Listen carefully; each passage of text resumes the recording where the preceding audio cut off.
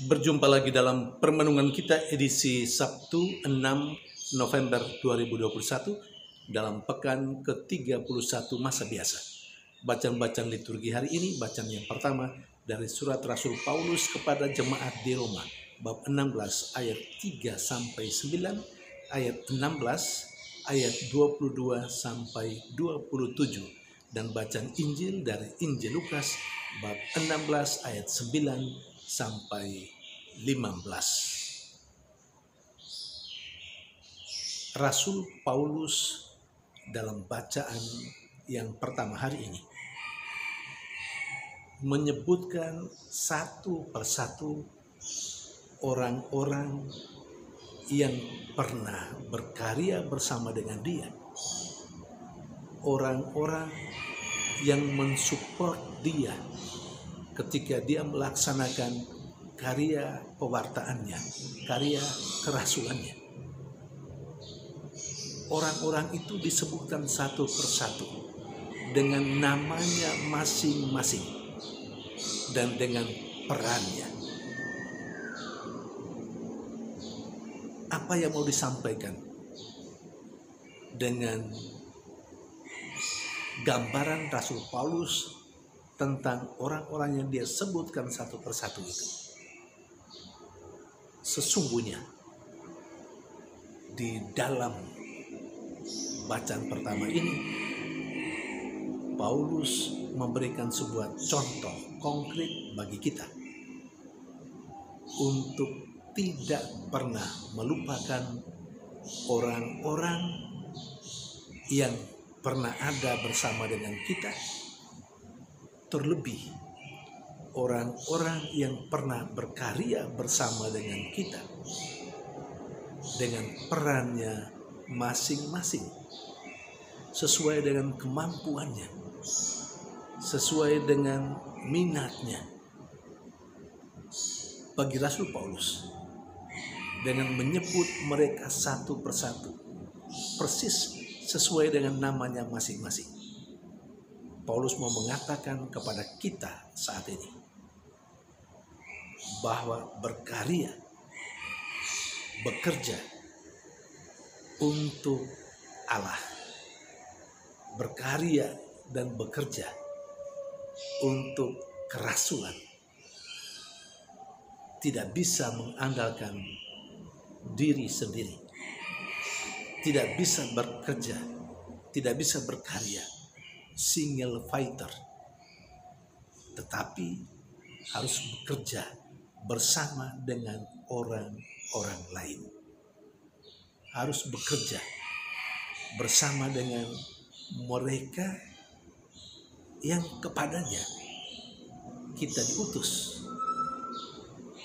Artinya orang-orang itu tidak saja menjadi objek pewartaan kita, tetapi sekaligus menjadi subjek dalam karya pewartaan kita dengan melibatkan mereka dalam karya-karya itu.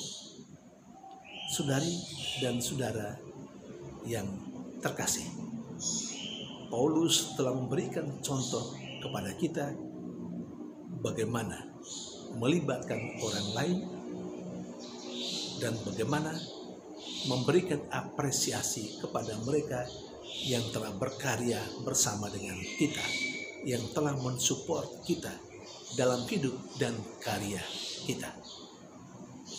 Apresiasi yang diberikan oleh Rasul Paulus tidak dalam wujud materi ini, tetapi dia cuma menyampaikan ucapan syukur dan terima kasih kepada orang-orang itu.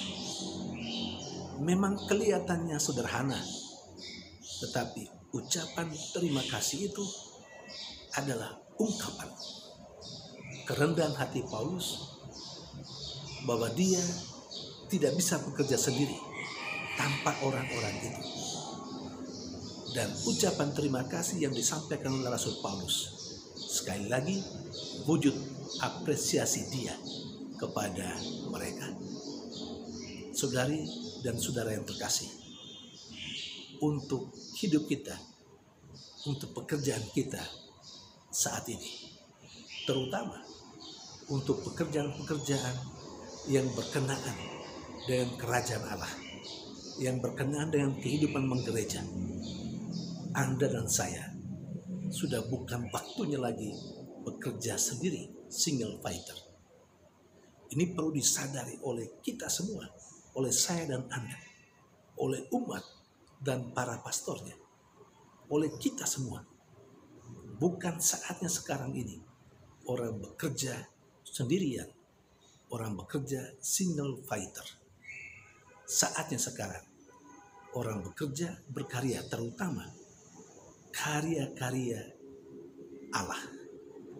Harus bekerja bersama dan berkarya dalam kebersamaan, dalam sebuah persekutuan, dalam teamwork, dalam dan bersama dengan orang-orang lain.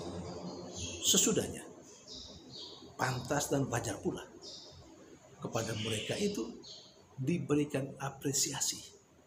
Saya kira siapapun yang berkarya bersama dengan kita tidak pertama-tama membutuhkan apresiasi dalam wujud material, tetapi ucapan syukur dan ucapan terima kasih yang kita sampaikan dengan tulus kepada mereka akan diterima dengan tangan terbuka oleh orang-orang yang kepadanya kita berikan apresiasi. Saudari dan saudara yang terkasih, kemudian dalam bacaan Injil yang merupakan secara tematis merupakan ungkapan atau kelanjutan dari bacaan Injil kemarin, Yesus lagi-lagi menegaskan kepada para muridnya saat itu dan kita sekalian yang merenungkan saat ini, supaya kita pertama tahu mempergunakan harta kekayaan, uang, atau dalam bahasa Injil hari ini, tahu mempergunakan mamon untuk mendapatkan kemah abadi, untuk mendapatkan kehidupan yang lebih baik secara spiritual di dunia akhirat.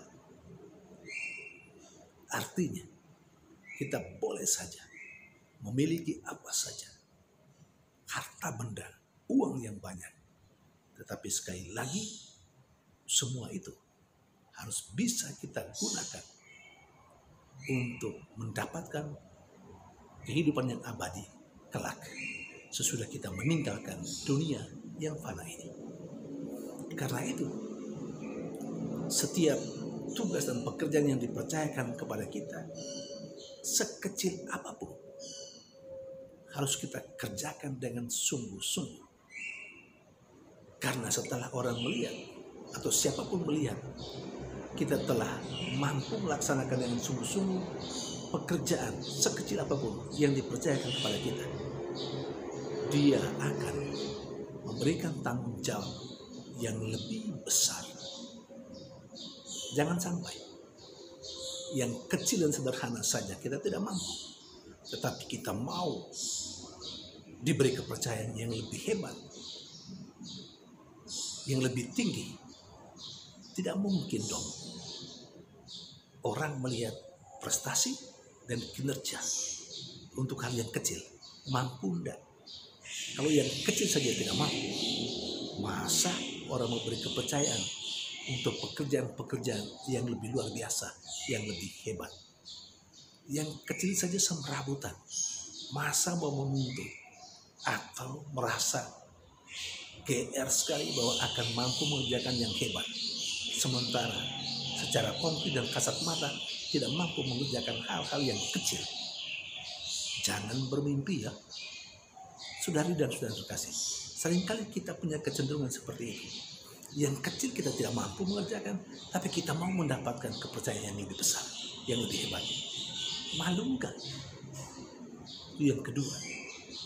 Yang ketiga, Yesus melalui bacaan Injil hari ini mengingatkan kita semua bahwa tidak mungkin dalam hidup ini kita menyembah dua Tuhan, Mammon di satu sisi dan Tuhan di sisi lain. Yesus menegaskan, kalau ada dua yang menjadi sembahan kita, Mammon dan Tuhan, pasti kita akan memilih satu dan mengabaikan yang lain. Artinya apa? Sembahan kita atau aksi kita untuk mengabdi kepada yang satu tidak akan full, karena kita masih diganggu oleh tanggung jawab secara moral untuk mengabdi yang satu lagi. Yesus mau A atau B, Tuhan atau Mammon. Kita harus menentukan dan memilih sendiri apa yang mau kita abdi dan siapa yang mau kita abdi, Tuhan kita atau yang lain atau Mammon. Tapi ingat, keliru memilih apa yang mau kita abdi membawa konsekuensi untuk hidup kita hari esok. Ketika Anda dan saya memilih Tuhan menjadi sembahan kita, menjadi tujuan pengabdian kita dalam hidup ini, pada akhirnya kita akan mendapatkan segala-galanya, melampaui apa yang kita harapkan dan kita minta. Karena Tuhan akan memberikan kehidupan yang kekal, hidup bahagia bersama dengan Dia sendiri. Sementara ketika kita memilih Mammon menjadi tujuan pengabdian kita, kerja kita, kelihatannya hari ini, saat ini membahagiakan. Tetapi sesungguhnya itu adalah kebahagiaan yang semu. Karena kebahagiaan tidak bisa ditanggung atau tidak bisa dibeli dengan Mammon atau uang. Terserah saudari-saudara memilih yang mana. Kembalilah kepada apa kata hatimu. Semoga Tuhan menolong kita dengan rohnya supaya kita tidak salah memilih siapa yang mau kita abdi dalam kehidupan kita. Tuhan memberkati.